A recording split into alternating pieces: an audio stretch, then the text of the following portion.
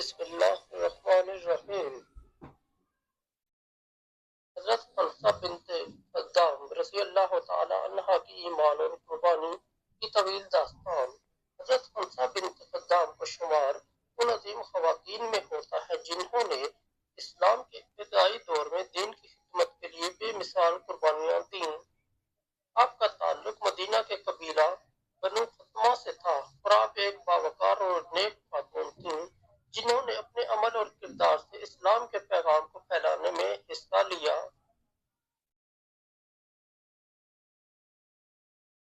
قبول اسلام سے پہلے کی زندگی۔ حضرت خنسا ایک ایسے قبیلے میں پیدا ہوئیں جہاں جاہلیت کی روایات اور رسم و رواج حاوی تھے۔ ان کے خاندان میں قبیلے کی عزت اور روایتی اقدار کو سب سے زیادہ اہمیت دی جاتی تھی۔ خواتین کو اکثر دبایا جاتا تھا اور انہیں معاشرے میں کوئی خاص مقام حاصل نہ تھا۔ حضرت خنسا اپنی ذہانت، حوصلے اور کردار کی پختگی کے لیے جانی جاتی تھیں۔ وہ اپنے قبیلے میں ایک مضبوط شخصیت کی مالک تھیں، لیکن جاہلیت کے زمانے کی روایات نے ان کے دل میں حق کی تلاش کو دبائے رکھا۔ جب اسلام کی روشنی مدینہ منورہ میں پہنچی تو حضرت خنسا کا دل حق کے لیے کھلنا شروع ہوا۔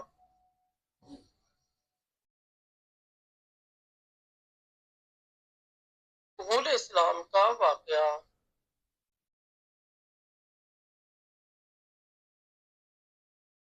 حضرت خنسا قبول اسلام ایک عظیم اور ایمان افروز واقعہ ہے۔ نبی کریم صلی اللہ علیہ وآلہ وسلم کی مدینہ آمد کے بعد اسلام کی دعوت نے پورے شہر میں ایک انقلاب برپا کر دیا تھا۔ حضرت خنسا نے ابتدائی دنوں میں اسلام کی تعلیمات کو سنا اور ان پر غور کیا۔ جب انہیں قرآن پاک کی آیات سننے کا موقع ملا تو ان کے دل کی دنیا بدل گئی۔ ایک دن حضرت خنسا نبی کریم صلی اللہ علیہ وآلہ وسلم کے مجلس میں حاضر ہوئیں اور آپ صلی اللہ علیہ وآلہ وسلم کی باتوں کو غور سے سننے لگیں۔ رسول اللہ صلی اللہ علیہ وآلہ وسلم نے اللہ کی توحید، قیامت کے دن کا ذکر اور اعمال کی جزا و سزا کی بات کی تو حضرت خنسا پر گہرے اثرات مرتب ہوئے۔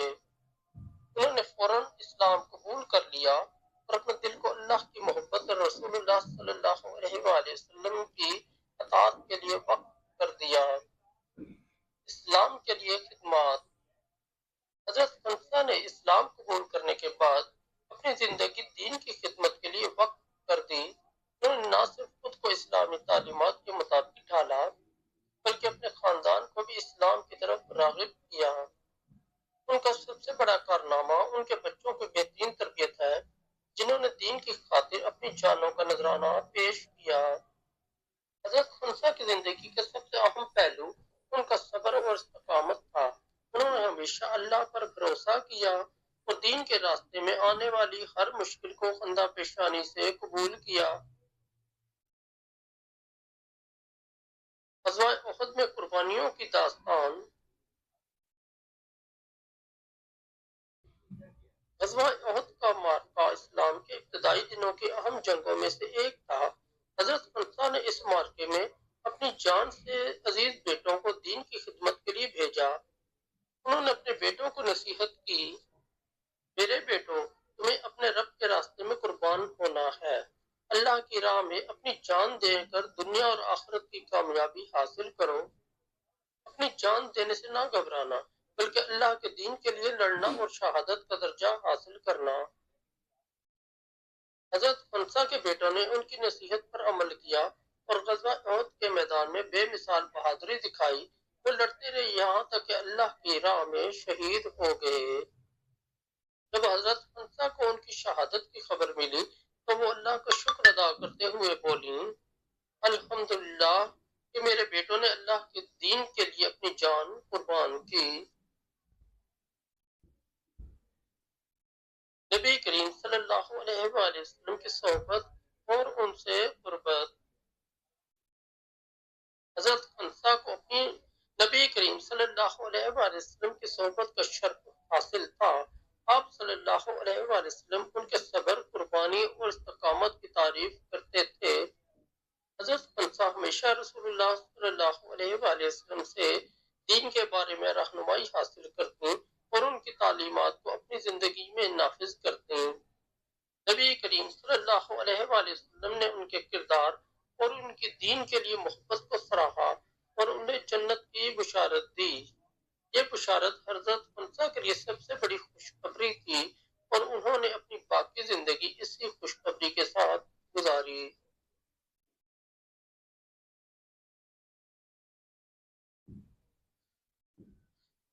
وفات: حضرت خنسا نے اپنی زندگی کا ہر لمحہ دین اسلام کے لیے وقف کیا۔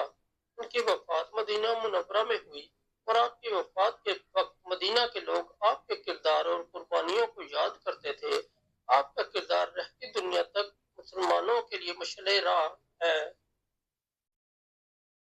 سبق آموز پہلو: